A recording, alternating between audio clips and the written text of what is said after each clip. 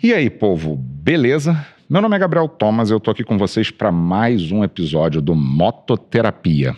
Nosso podcast para falar sobre motociclismo, viagens, passeios, motos em geral e como que isso faz para a gente bem e a terapia que a gente acaba fazendo em duas rodas. Esse é o nosso 24º episódio. A gente está aqui depois de um intervalo grande sem falar com vocês, trazendo uma formatação diferente para o nosso podcast. Hoje a gente está aqui na Modena SPO para fazer um podcast mais perto das motos, mais longe das quatro paredes do estúdio, e vamos ver como é que isso vai sair. A gente está hoje aqui com o Thiago Madureira, que é o proprietário aqui do Modena SPO, motociclista já há 20 anos, com bastante história para contar para a gente. E uma das propostas da gente hoje é bater um papo sobre o mercado de motos seminovas, para quem está procurando a primeira moto, para quem está querendo dar uma evolução na história de moto. A gente vai conversar um pouquinho sobre isso aqui com o Thiago. Antes de falar com o Thiago, queria agradecer todo o apoio que a gente tem tido aí do pessoal que assiste, vocês que participam. Deixa lá o seu like no vídeo, se inscreve no canal da gente, comenta, pode fazer perguntas, a gente traz as perguntas nos próximos episódios, tá? E esse episódio é um oferecimento da Safe Rider Treinamentos, que vem formando motociclistas mais seguros em Curitiba já há 12 anos, com treinamentos mensais. Todo mês em Curitiba tem treinamento e todo dia a gente trabalha aqui com aula particular. Agradecer também a Boom Media, que é responsável por toda essa estrutura de produção aqui do nosso podcast, através do Lucas Pereira, que hoje está de castigo. Hoje o Lucas não vai aparecer com a gente aqui, vai ficar por trás. Tô no cantinho do produtor aqui. No cantinho do produtor, vai ficar por trás das câmeras. E a Modena SPO, que cedeu pra gente aqui o espaço para fazer esse episódio, com toda essa estrutura de motocicletas aqui para aparecer para vocês. Então, Thiago, se apresenta um pouquinho, conta um pouco da tua história de moto. Como é que essa história começou e como é que você se encaixou nesse mundo de motos aqui? Pois é, Gabriel, eu me chamo Thiago Madureira, né? Hoje estou à frente aqui da Modena SPO.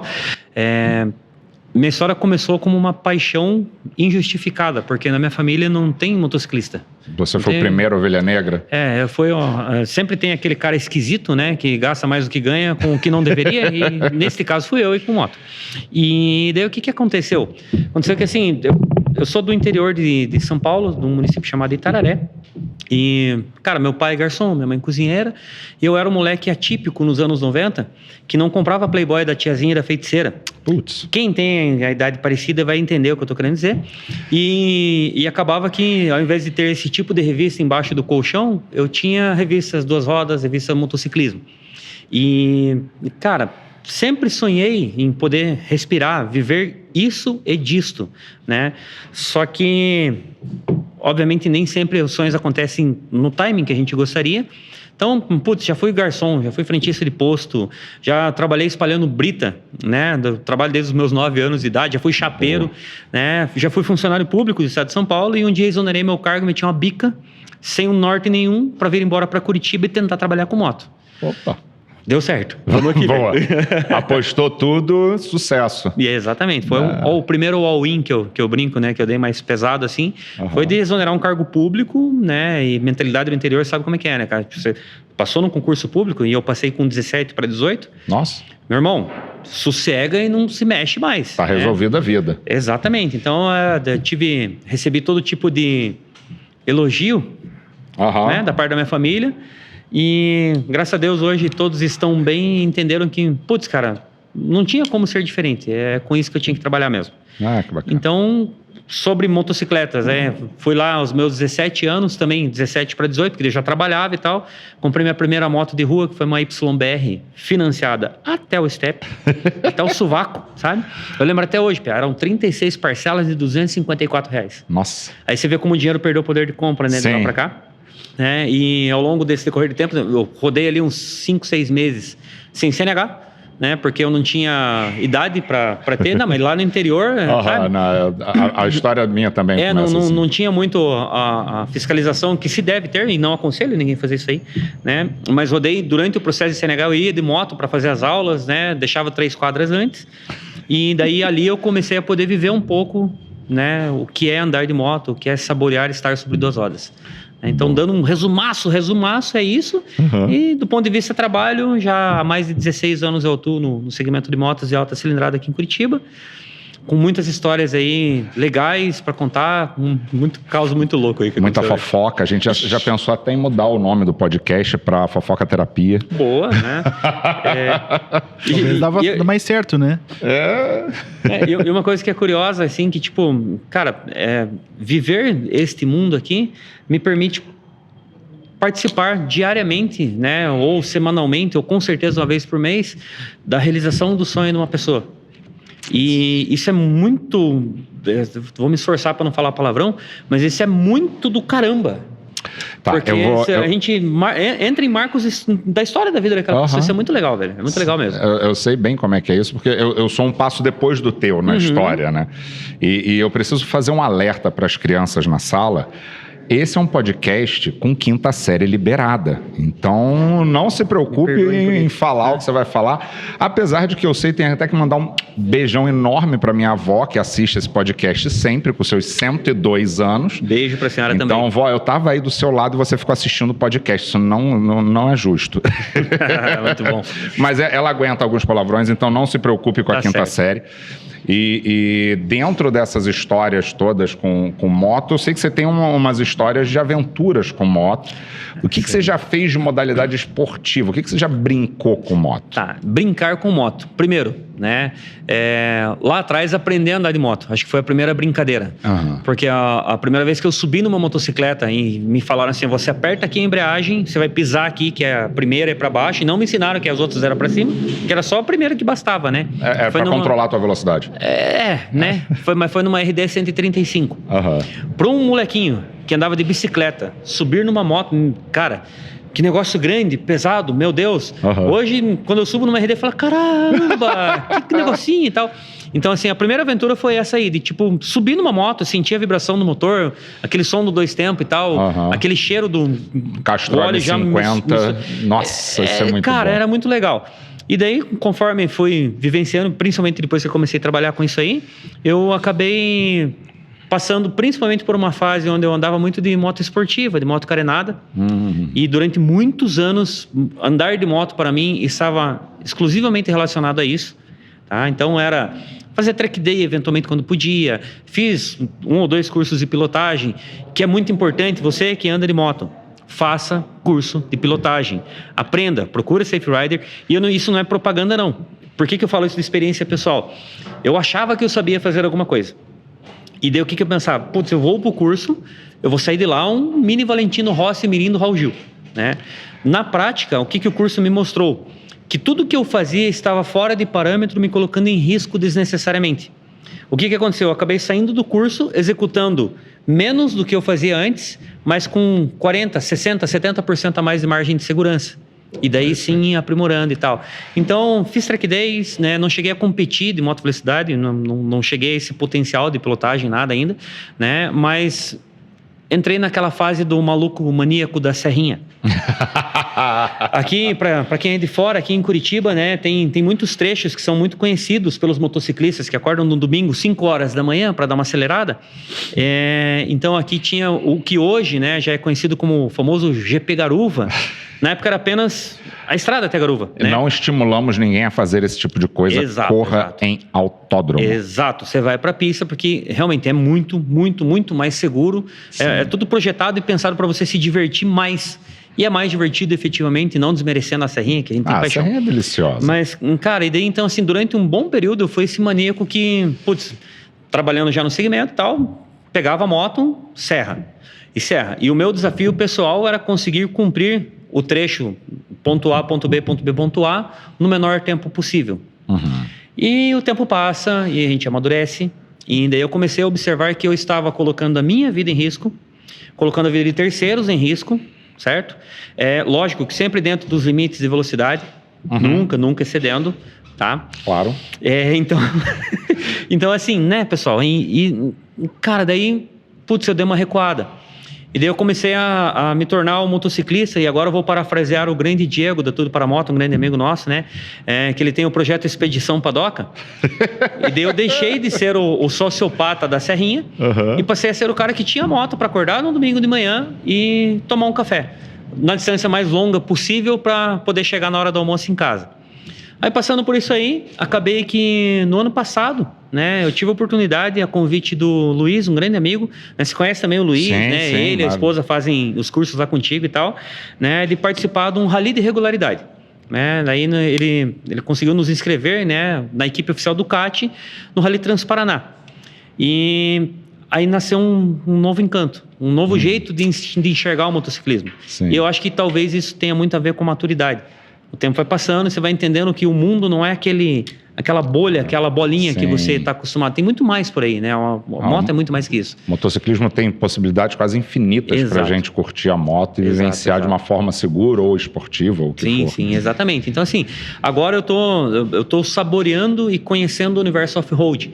Tenho feito algumas aulas para aprender uma pilotagem off-road mesmo com o Antônio Musselinho Osso, que é piloto profissional, instrutor de off-road especificamente, né? Passando alguns cagaços ali, confesso, né? Mas já entendendo um pouco mais do que o quanto é legal isso e o que pode me oferecer. Então tem alguma história aí já de vivência disso aí. Você sente que você consegue trazer alguma coisa dos treinamentos do off-road para o dia a dia na rua também? Sim. Isso é indiscutível. O que você mais sente do off na rua, que ter feito um treinamento de off te ajudou a... O que mais me ajuda, o que mais senti diferença absurda, né? Porque assim, quando eu fui pro rally, eu tinha um total de 40 minutos de experiência no off-road. Sério, esses 40 minutos foi o Luiz de novo, ali citando ele ali, que me convidou para fazer um domingo de manhã, andar ali nas estradas de Piraquara, sabe? Que tem bastante estrada de chão ali e tal. E daí ele me deu o norte, o Beabá. Certo? Falou, Thiago, é assim que você sobrevive, né? O posicionamento deve ser este ou próximo disso, é assim que você comanda a moto e tal. Ah, beleza. E daí eu acho que eu exagerei um pouco na dose, que eu fui parar no maior rally de regularidade do mundo, em distância percorrida. Sério, você não tem noção. Briefing antes 40 minutos para se preparar para o maior rally. Não teve uma preparação. Eu tô gostando de você. Foi uma loucura, velho. Porque assim, o Luiz me deu ali aquelas dicas e tal, nós passamos uns 40 minutos, 50 minutos andando na estrada de chão, ele seguiu o dia. Vamos pro rally. Na noite anterior à largada, tivemos um briefing de prova. Como é que começou o briefing? O cara da organização lá... Boa noite a todos, muito obrigado pela presença. Bem-vindos ao maior rally de regularidade do mundo. A minha reação mais natural possível foi: o quê? Você não sabia ainda? Eu sabia que era longo, mas eu pensava assim, Transparaná. Cara, de ponta a ponta deve ter 900 km no estado. É uma viagenzinha ali de Foz até Paranaguá. Os caras conseguem, né, obviamente, e cara, é um evento extremamente bem organizado, muito legal, eles conseguem achar 1.800 km de trajeto. E foi isso que eu participei. Então, assim, voltando ali, desculpa, eu divaguei um pouco, mas sobre o que me trouxe para a rua de benefício. O primeiro e mais nítido e mais claro de todos. Depois de conviver com um piso sem aderência, com nulidade de aderência, né? Tudo que me parecia arriscado passou a ser feito com total sensação de segurança. Então, por exemplo, principalmente dia de chuva, né? Cara, dia de chuva é complicado, né? Eu trancava. Eu imagino que a maioria das pessoas que assistem isso, lógico, tem muita gente muito experiente e tal, mas mesmo os experientes vão dar a dica, cara, tira a mão, vai devagar, né? E sim, faça isso. É interessante diminuir um pouco, mas... Diminua. Só que assim, eu entrava meio que tipo em estado de choque, falava, meu Deus.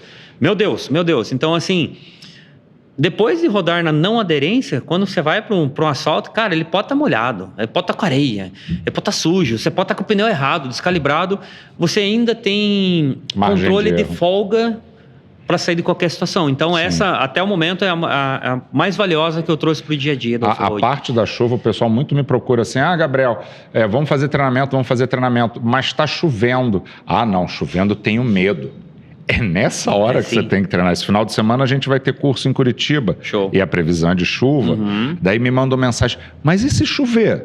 Compra capa de chuva. Exato. E aproveita, porque quebra esse tabu. É um tabu muito grande sobre... Gigantesco. Tem os perigos, tem a faixa pintada ali, principalmente aqui tem aquelas faixas vermelhas de ciclismo. Sim. Tem que dar uma atenção especial para aquilo. Tem possibilidade de um óleo ter um efeito maior. Mas fora isso... ainda é o chão. Só fazer um parênteses, né? Não vai andar em autódromo na chuva. Não é recomendável. Cara, mas aí entra aquele ponto. Não é recomendável para você tomar tempo competindo com o tempo que você faria no autódromo. Pneu de chuva, beleza. Sim. Pneu esportivo. O grande aprendizado é que, assim, estando com as dinâmicas apropriadas, não é perigoso por si só. As pessoas têm essa visão de que choveu, ficou perigoso. Se a sua moto está com o pneu em dia, se o seu pneu ele tem todo o corte na borracha ali para assimilar aquela água, se você está usando a moto numa velocidade dentro dos princípios de velocidade adequado para aquele local, mesmo no autódromo, ainda é seguro. Mas lógico, não é tão divertido, né? É difícil, você não vai conseguir manter tempo de jeito nenhum, até mesmo pela segurança, é fato, Sim. né? É factível. E aí, o Transparaná? Cara, muito massa. Muito massa. Foi uma sensação, para mim foi uma terapia, que a gente trabalha bastante e é difícil conseguir dedicar um tempo para falar assim, putz, vamos me preocupar apenas em fazer o que eu gosto como lazer, não só o que eu gosto como trabalho. E, primeiro, foi uma oportunidade de eu passar dias comigo mesmo dentro do capacete. Se eu pudesse elencar, seria o ponto mais precioso de toda essa experiência. Essa é a nossa mototerapia. Porque assim, me perdoem, mas basicamente o som da moto, o som dos pneus no cascalho, no areião, né? O som do escapamento, o ventão na cara, porque daí você vai com capacete off-road, com aquele óculos e tal, ele simplesmente vai lá e encobre o volume das vozes. Isso é muito legal, porque daí você, no meu caso ali, eu nunca tinha navegado, eu tive que conviver com a planilha de navegação. O máximo que eu tinha tido de contato com navegação foi num rally do videogame, entendeu? Ali eu tinha que ele vai mudando conforme você vai andando. Ali tipo, tem um software de navegação e tal, mas navegar, entender as médias de velocidade, entender os critérios da prova, fazer as aferições temporárias, porque existe um limite de tolerância, pelo menos neste ano, e tinha um range de 10 metros de tolerância de erro, de geolocalização. Eita. Então vamos pensar que assim, se a organização de prova que definiu o trajeto e fez todo o trajeto estava de carro margeando o lado direito, às vezes para aumentar a média de velocidade, para voltar para a média, você está cortando pela esquerda. Depois de percorrido 70 quilômetros, você gerou uma diferença de trajeto de 90, 100, 150 metros. Então você está lá na prova, né? Aí você tem um checkpoint, sei lá, você tem lá na planilha lá, uma igrejinha com uma torre de transmissão, certo? Cara, é uma referência indiscutível. É uma igreja com uma torre, não tem como errar aquilo ali. Velho, você está pilotando, se preocupando em manter a média. No meu caso, me preocupando em me manter vivo, porque eu não sabia o que eu estava fazendo, né? Me manter em cima da moto. E ainda assim, você vai lá e você dá um checkpoint lá, estou aqui, para você fazer essa aferição. E daí o que acontece? Você fez essa aferição, né? Você estava, sei lá, atrasado, né? Na contagem de tempo ali. Você estava atrasado. Você fez essa aferição, você descobre que, na verdade, ao invés de 7 segundos atrasado, você estava 11 adiantado. Por conta da posição. Aí o que acontece? Aí você tem que ir lá e diminuir o teu ritmo de velocidade para você equacionar, porque você é penalizado tanto pelo atraso quanto pelo adianto. Se você tiver adiantado, você toma uma penalidade maior por conta de segurança da prova. Então, cara, foi uma experiência surreal. Também conheci muitas pessoas, todo mundo apaixonado, sabe? Todo mundo feliz. O pessoal também do off-road, do 4x4, a galera do TV. É uma experiência que eu vou guardar pro resto da minha vida. Você, como não... Vamos considerar, com a história como você contou, não é um piloto profissional de rally. Nada. Foi a primeira vez que você se jogou nesse mundo. Você recomenda para as pessoas fazerem isso? Sim. Totalmente. Se você tiver a oportunidade, né? De repente, se você você vê o rally. Putz, o rally, ele compõe 5 dias de prova, vai de ponta a ponta do estado. Não necessariamente a tua agenda permite fazer isso aí. Mas vamos pensar que assim, putz, tendo a oportunidade, se inscreva numa etapa, né? Mas você mora, sei lá, teve uma etapa que foi de Siqueira Campos a Curitiba. É um dia, uma manhã, uma tarde de prova. Cara, você mora perto de Siqueira, se inscreve nessa etapa. Você não precisa estar com uma super moto. Cara, você precisa estar com uma moto apta a rodar nas ruas, porque você vai pegar vias públicas, então você tem que ter placa, pisca, tudo funcionando normalzinho. Uma moto que não te deixe na mão apenas, certo? Mas assim, eu tive uma oportunidade maravilhosa de fazer com uma moto, uma Ducati. Sim. Né? Que, por estar inscrito numa categoria para competição, né? Fez a diferença. Fez a diferença porque deu o conjunto de suspensão, a ciclística, o conjunto da moto me ajudou pra caramba. Me salvou de vários tombos. Mas isso é categoria turismo. Então você vai com os guias da prova fazer o mesmo trajeto que foi feito por quem estava competindo, só que também com navegação, só que com uma métrica de tempo diferente. Então você faz esse trajeto com muito mais segurança. Passeio off-road. É como se fosse um passeio off-road, mas um um ritmo um pouquinho mais elevado. Tá? Cara, é legal pra caramba. Você não precisa ter uma grande experiência, uma bagagem, nada. Você tem toda uma infraestrutura, a organização, a Federação Paranaense de Motociclismo, o Jeep Club. Cara, a galera organiza de um nível assim que eu não tive a oportunidade de conhecer eventos desse gênero fora daqui. Mas estimo que sirva de exemplo o que nós temos aqui, velho. É sinistro. Que então, bacana. vale a pena. Faça. Se você puder, faça. É uma experiência legal. Que tesão, que tesão. E fora essa viagem, o que você tem de história de viagem? Então, de história de viagem, eu sou um motociclista não viajante, por incrível que pareça. Tá? Viagem só padoca. Eu brinco assim, né? Você já viajou pro exterior, Thiago? Cara, passar a ponte ali a pé não conta como viagem pro exterior, né? No Eu Paraguai. passei de mototáxi, então eu fiz uma viagem. Você fez uma viagem internacional de moto. Internacional de moto. Eu só passei a pé, então não conta. Então, assim, sempre trabalhando muito, com um horário muito extenso. Então, a minha forma de conseguir curtir o motociclismo, ela acaba sendo focada mais na intensidade do que na distância, sabe? Então, por isso, a época, talvez, do sociopata da Serrinha. Porque o que eu tinha para andar de moto? O sábado à tarde. Então, eu andava aquele sábado à tarde, às vezes eu consumia 2 tanques de combustível, fazendo um circuito, tipo, de hamster, digamos assim, né? Por quê? Porque daí eu conseguia viver aquilo com a máxima intensidade possível, porque talvez sábado que vem não desse para eu ir. Ou porque tinha que trabalhar, ou porque naquele momento não tinha condição financeira de fazer aquele rolê, tá ligado? Então, de viagem de moto, eu fui uma vez pra Laguna. Essa de Laguna, tem que te contar. Cara... Isso me soou como fofoca, então solta o verbo. É fofoca, mas vai ser vexatória só pra mim, gente, tá? Desculpa a minha falta de conhecimento da época. Isso foi final de 2014, eu já morava aqui em Curitiba há alguns anos. Todo mundo me falava, putz, o Moto Laguna, porque o Moto Laguna e é um evento gigantesco de moto e tal, né? Aí eu casado, né? Mais 2 casais e amigos, fomos pro Moto Laguna. Alugamos uma casinha lá, não tinha o Airbnb na época, né? Pegamos uma casinha com piscina. E, velho, encontro de moto eu já tinha ido em muitos outros. Eu gosto de encontro de moto. Só que como foi um rolê de casal, a gente chegou, passeou pelo encontro, viu os stands e tal, assistiu um showzinho na pracinha e voltamos pra casa pra assar uma carne. Só que nós tínhamos pego 3 dias dessa casa. E nós ficamos sexta, sábado e domingo. Assando carne, conversando, batendo papo. E foi uma viagem muito legal. Voltei de Laguna, certo? Abro um parêntese. Eu sempre ouvi falar muito da Serra do Rio do Rastro. Que lugar maravilhoso. É maravilhoso. Eu nunca fui até hoje, tá? Ué? Não fui. Aí vai fazer sentido a história de Laguna. Aí tem vários clientes, amigos e tal. Um deles chegou lá, eu voltei do Moto Laguna, sei lá, na segunda, na terça ele foi lá na loja que eu trabalhava. Falou, Thiago, olha que massa, eu fui na Serra do Rio do Rastro e tal. E ele começou a mostrar as fotos pra mim. Falei, meu Deus, velho, que espetáculo. Meu sonho é conhecer esse lugar. Mas por que você não foi? Eu falei, porque eu tava em Laguna. Ele falou, então? Eu falei, então o quê? É lá. É lá. Eu falei, não pode, velho. Já. Viajamos, fomos, ficamos 3 dias. Tipo, chegou num ponto que a gente não aguentava mais essa carne, velho. Né? Não tinha outra coisa pra fazer, salvo, de repente, subir a Serra do Rio do Rastro, uma super aventura, um lugar maravilhoso, paradisíaco, uma das serras mais emblemáticas do mundo. Mas por não saber, ficou só na carne no churrasco. Velho, eu não sabia que Laguna estava, sei lá, 40 minutos. É muito pertinho. E até hoje, daí voltamos de viagem, fiquei decepcionado com a minha falta de conhecimento, com a minha ignorância geográfica. E até hoje eu não conhecia a Serra do Rio do Rastro. Então as minhas histórias de viagem, mas lá na primeira motinha, lá na YBR, eu sou do interior de São Paulo, uma cidade que se chama Itararé. E daí ali, para qualquer lado que você corra, num range de 60, 90 quilômetros, você vai ter 2 ou 3 cidades. Então, sempre que tinha evento de motocross, lá tem muito festa do peão. E quando tem a festa do peão, aí tem uma corridinha de moto, um encontro de moto e tal.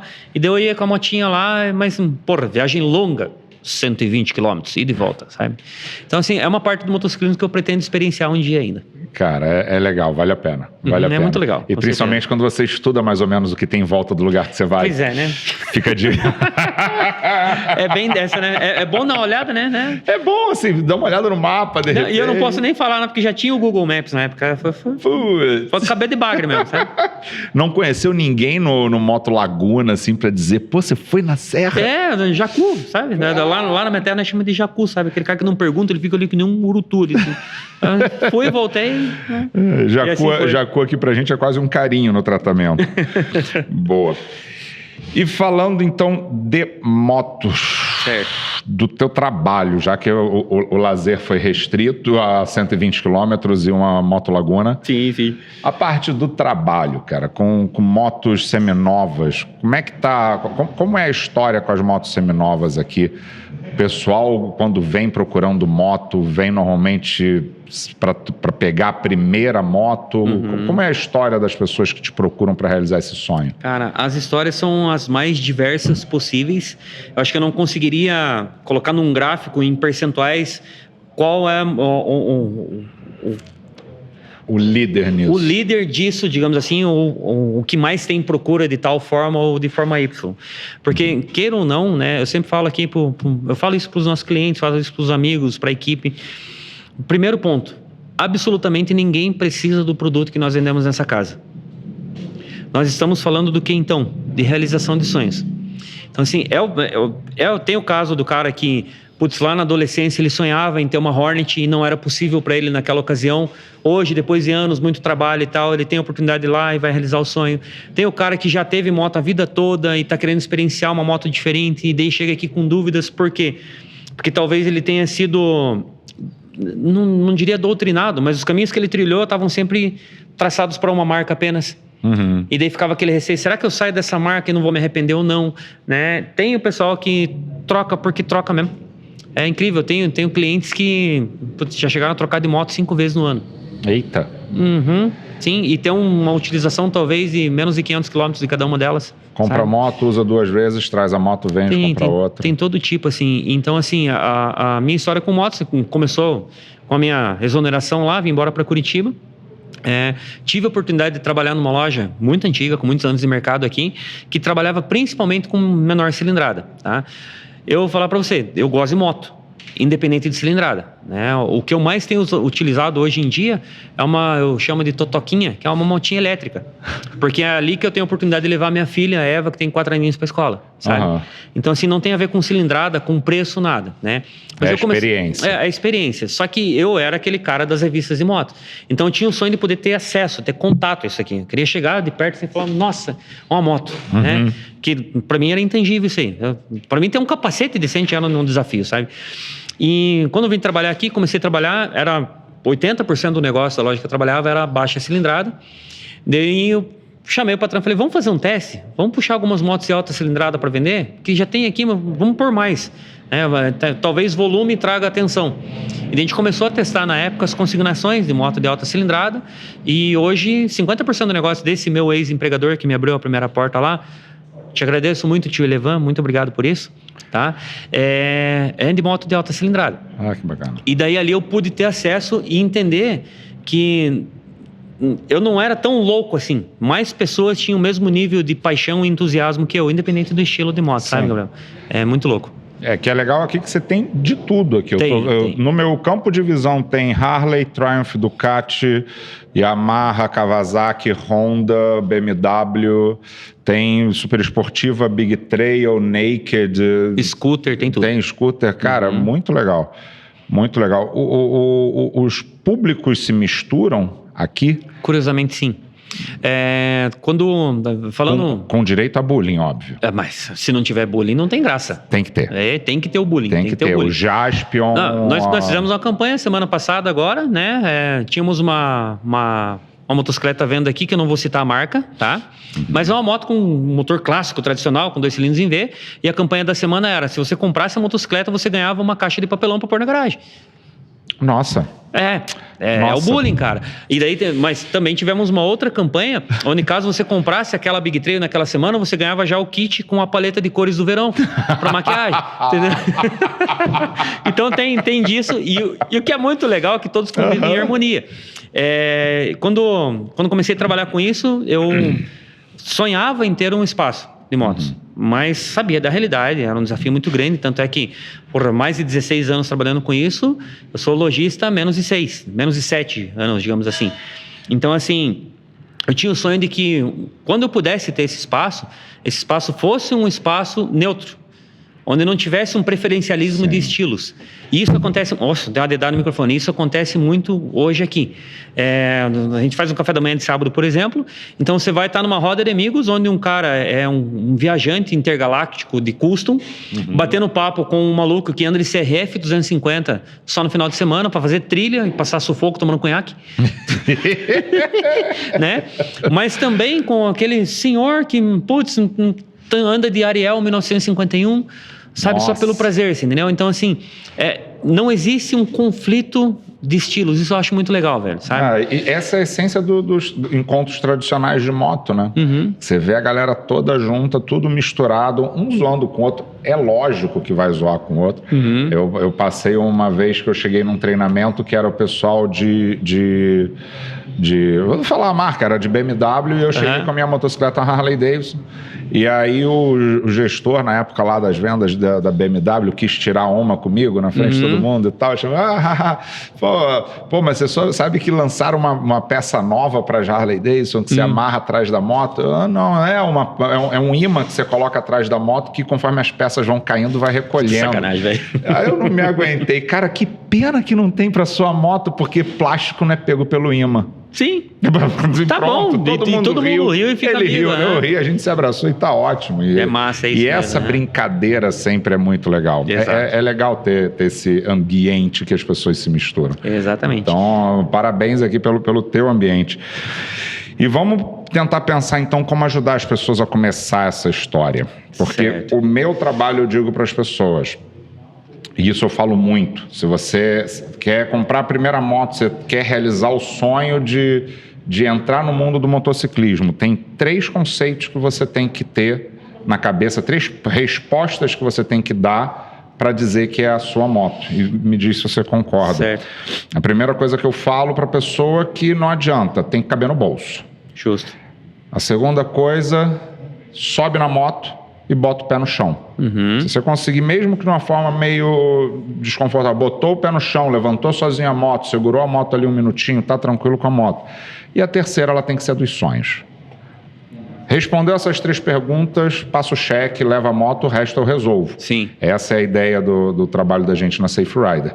Mas eu sei que as pessoas sempre têm aquele...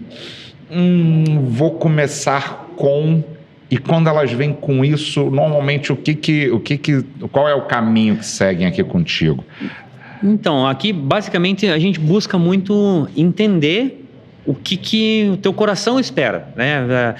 O objetivo não é fazer um papo jacaré, de tornar romântico, nada. A vida não é um morango, as coisas são difíceis, certo? Mas a premissa principal, e muito dentro desta tipificação desses 3 itens que você falou, a gente só não utiliza a mesma ordem, a mesma cadência, né? O que a gente coloca como prioridade aqui? O que você busca numa motocicleta? Eu acho que essa é uma pergunta muito importante de ser respondida, porque assim, às vezes o cara já aconteceu de chegar cliente aqui e falar, eu quero a moto tal, sei lá, uma carenada 1000 cilindradas e 210 cavalos, certo?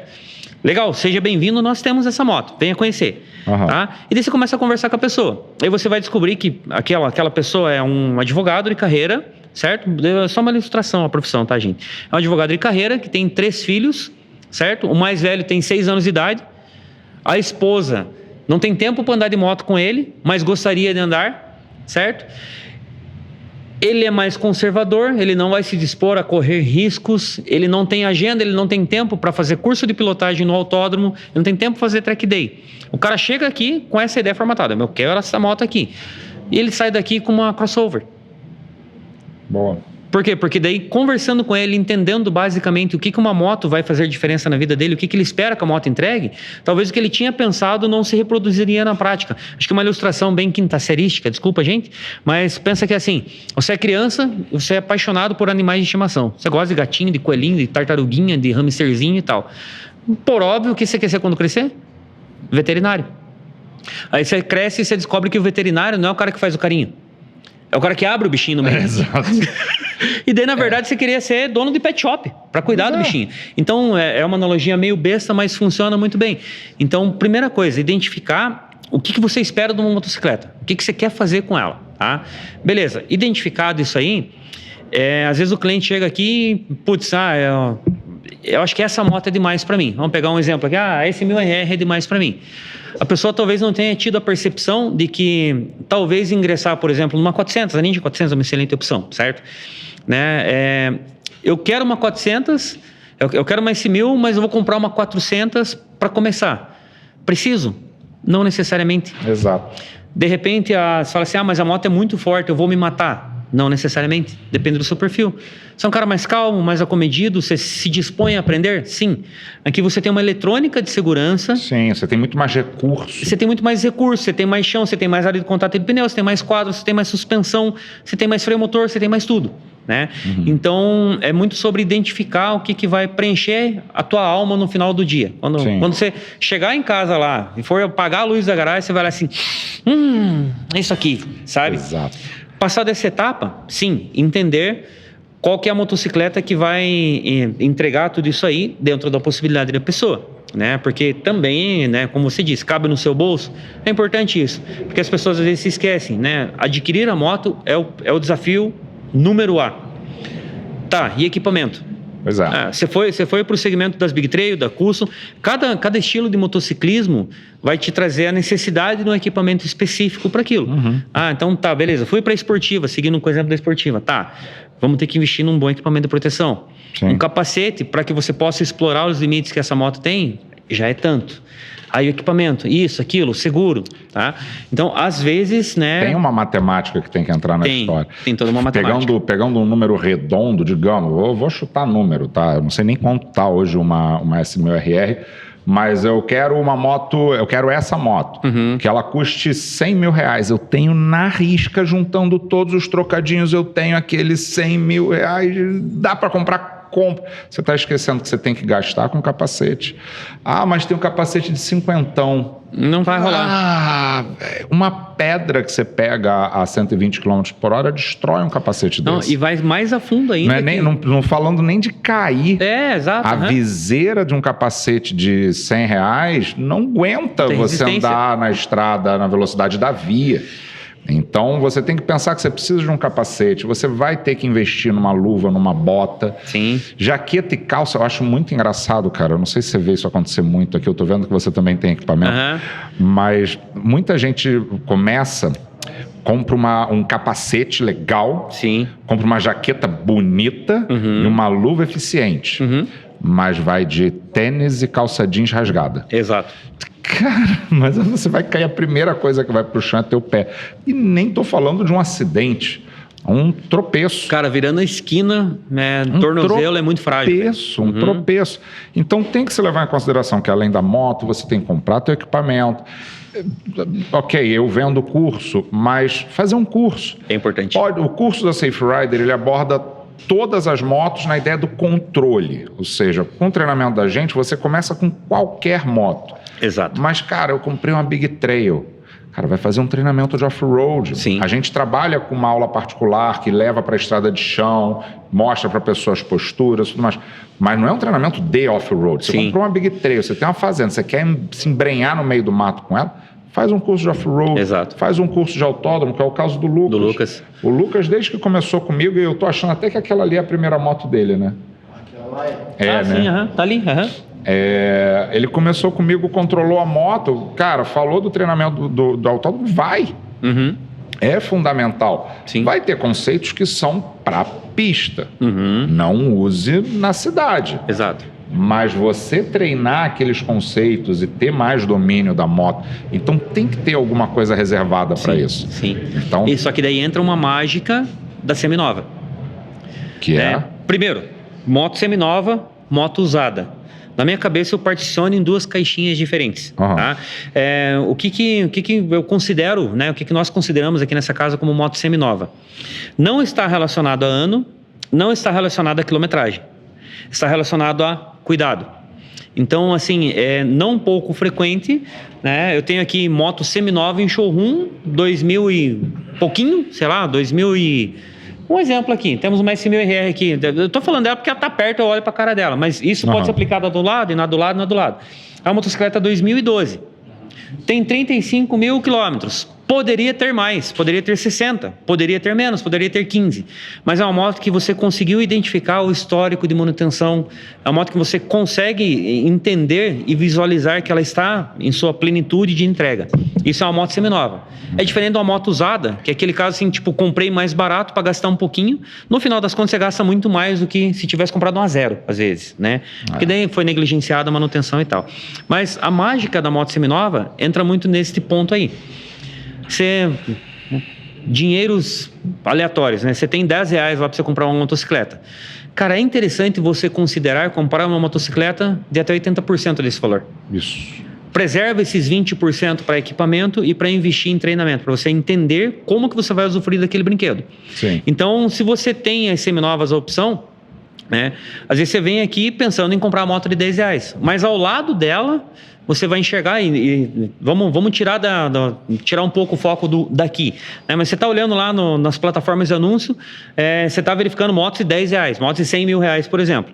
Cara, se você abrir um pouquinho o leque de buscas e tendo os critérios adequados para você não tomar um prejuízo comprando uma moto ruim, né? Você consegue encontrar motocicletas que vão te oferecer exatamente o mesmo produto numa moto de 100 mil, mas com 80, 75, 82, 78 mil de investimento.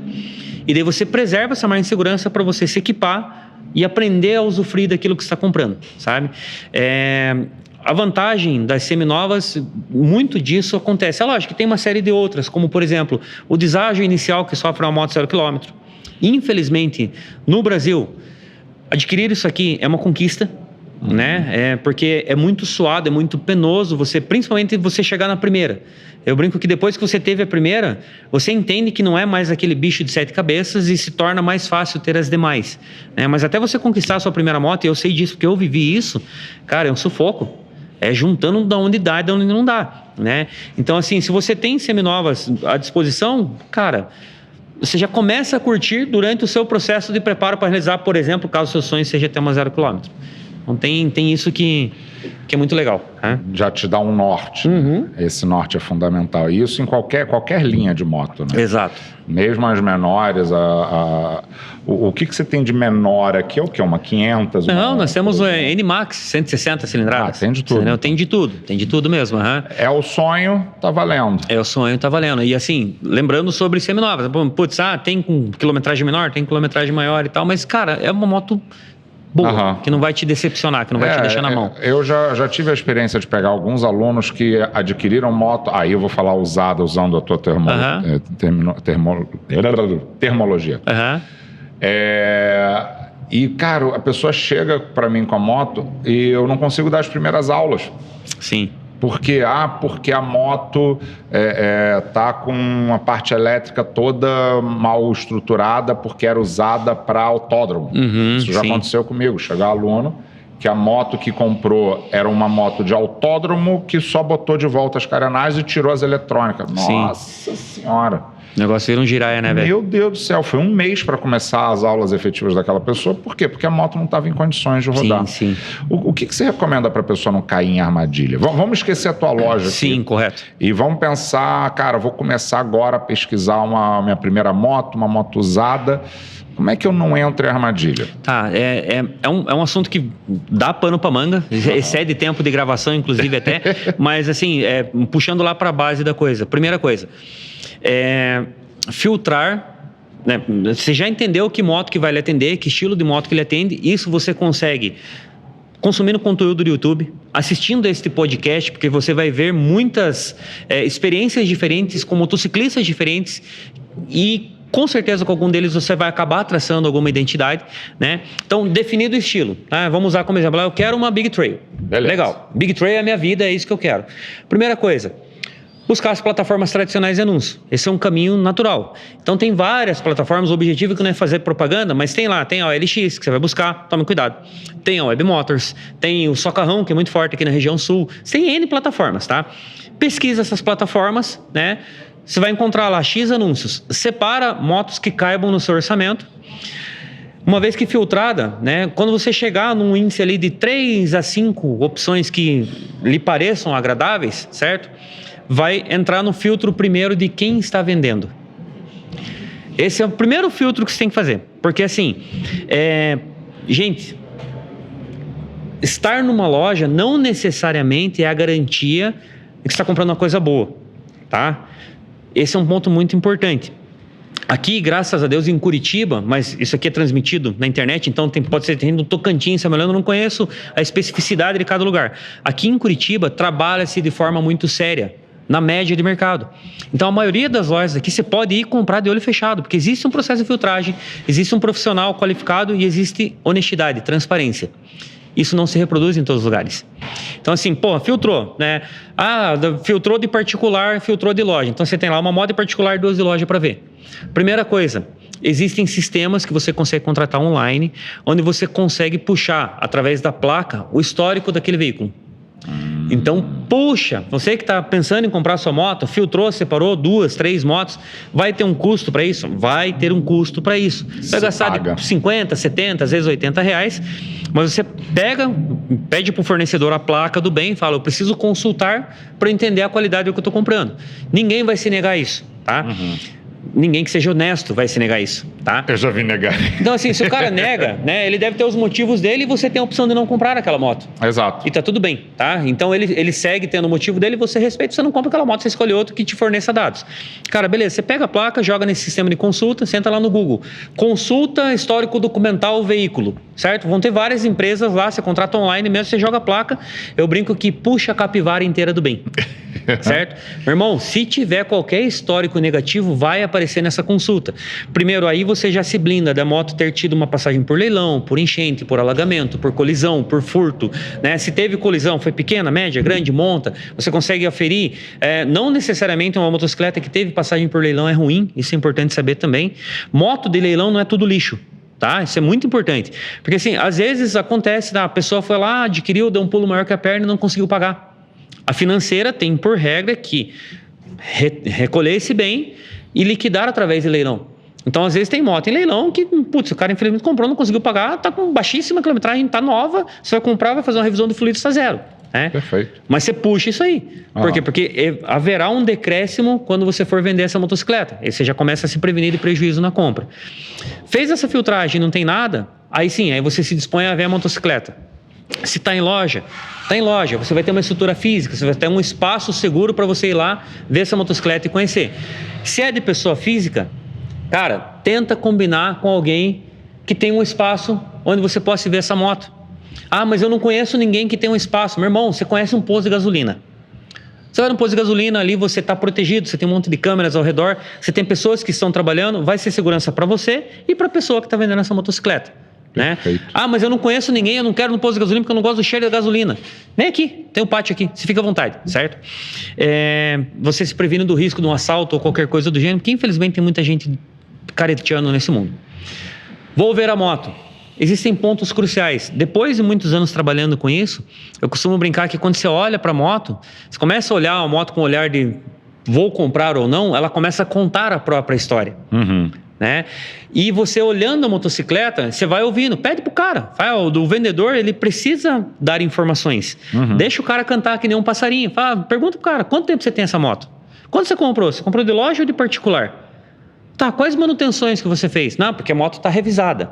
Tem muita gente que entende que trocar óleo e filtro é fazer revisão. Não é, gente, não é.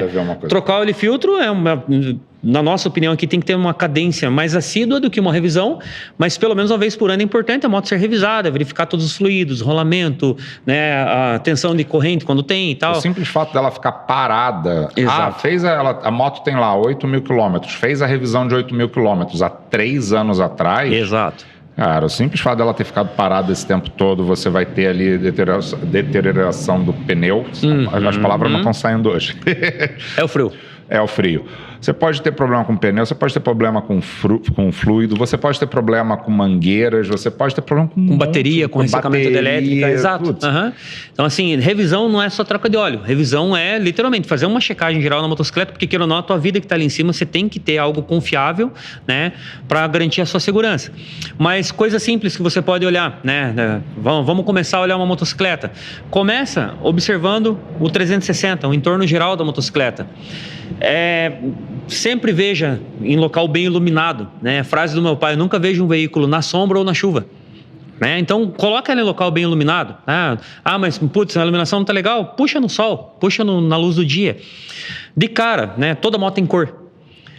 Faz um 360 e verifica se existe uma diferença de tonalidade nas colorações. Putz, lhe parece esquisito? Aí você chega mais perto da moto. Começa pela frente, coisa simples.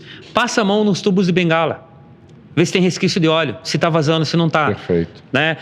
Verifica a pastilha de freio. A pastilha de freio, ela tem, né, toda pastilha de freio, né, ela tem na parte consumível dela, como se fosse um marcador de vida útil. Então ela vai ter um cortezinho, geralmente tem 2 ou 3 cortezinhos. Aquele cortezinho existe ainda ou não? Aquele cortezinho é curto, então você já estima que você vai ter que trocar uma pastilha de freio. Verifica a espessura de disco de freio, se não tem nenhum degrau, nenhum ressalto.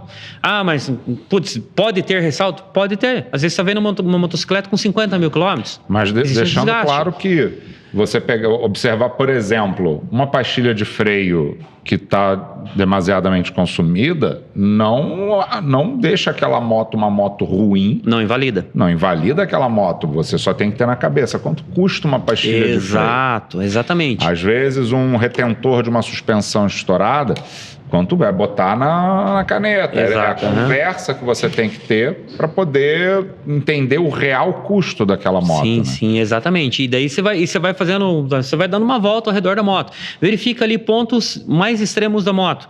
Manetes, tem marcas, tem raladinho, tem arranhão, peso de guidão, pedaleira. Tá com o limitador da pedaleira? Não tá. Tem alguma marca de desgaste? As borrachas, a maioria das motocicletas tem uma borrachinha, né, para conforto ali na pedaleira. Você está olhando uma moto que está marcando lá 7 mil quilômetros no painel.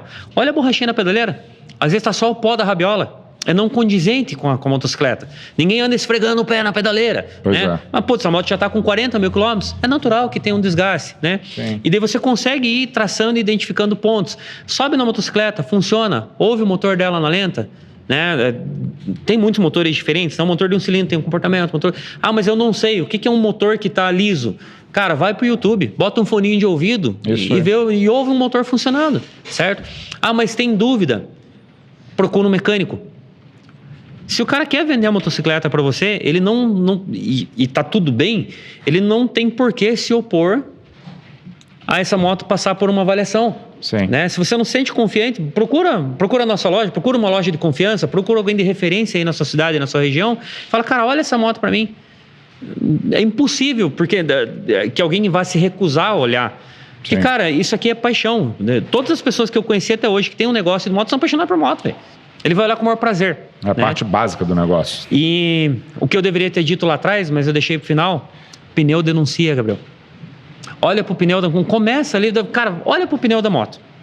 Se o cara não usa um pneu de boa qualidade, que é o que faz com que a moto acelere, freie e faça curva, é o teu elo de contato com o planeta Terra numa motocicleta é o pneu, cara, desculpa, mas é muito pouco provável que ele tenha cuidado do restante. Sim. Não vamos entrar na seara de marcas, né? Mas todo mundo que anda de moto sabe, putz, tem marcas consolidadas, tem marcas em processo de consolidação e tem marca que é ruim, gente. Tem marca que é ruim. E na internet você consegue fazer uma pesquisa dos pneus mais adequados a cada motocicleta. Exatamente. Existe, eu não vou nem citar nomes nem nada, porque hoje em dia eu sei que não condiz mais, mas até por questão, às vezes, de patrocínio ou coisa parecida, eu já vi gente querendo dizer que não, esse pneu aqui é maravilhoso para todas as motos. E aí você pega a especificação do pneu, ele nem condiz com o peso daquela moto ou com o perfil de pneu daquela de roda. Pilotagem e tal. Então, assim, é um cuidado interessante para as pessoas se atentarem na hora de procurar a própria moto. Exatamente. Né? É bom olhar o pneu para ver o uso também que estava sendo feito com a moto. Se você pega, olha, uma esportiva e tá com o pneu já desgastado, você vê que do lado ele tá assim, saindo aquele cabelinho, vamos dizer, né? Você sabe, essa pessoa estava acelerando. Então, quem consegue ler um pouquinho o pneu, você tem uma noção de se a suspensão está acertada. Exato. Porque se a pessoa estava acelerando, o pneu está quadrado no meio, mas não tem uso direito, a pessoa estava acelerando muito em reta.